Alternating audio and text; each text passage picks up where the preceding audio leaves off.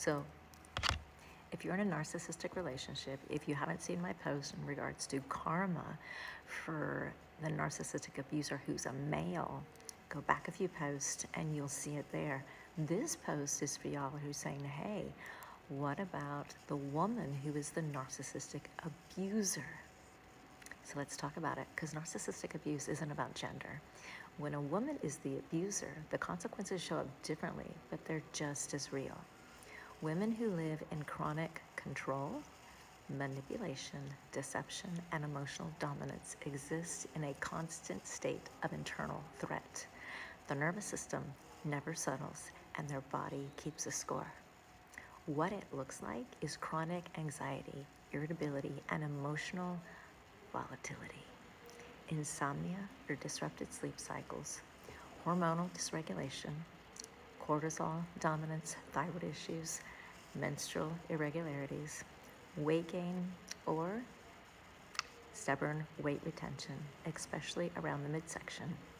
There also can be autoimmune flares and inflammatory conditions, skin issues, hair thinning, accelerated aging, emotional emptiness, depression, or deep dissatisfaction, along with digestive issues like IBS, bloating, constipation, and food sensitivities.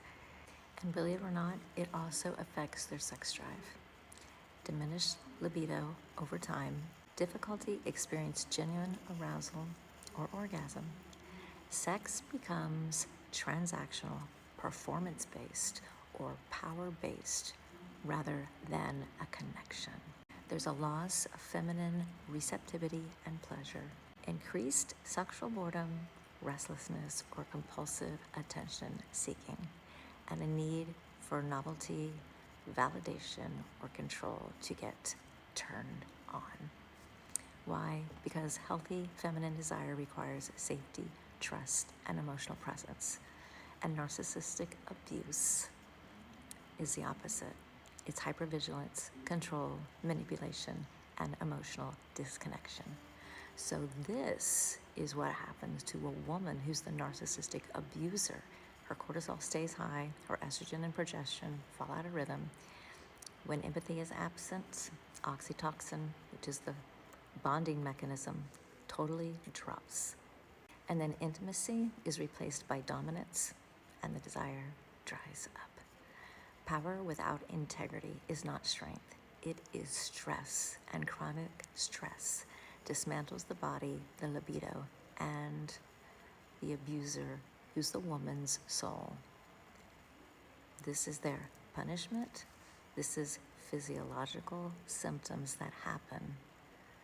So for those of you who are saying, what happens to the abuser? Where's karma? This is their karma, but just know, abuse harms everyone involved, including the abuser. Healing is available for those who are willing to take accountability, to look at the truth, and to regulate their nervous system. So I hope this helps you on your path and your journey.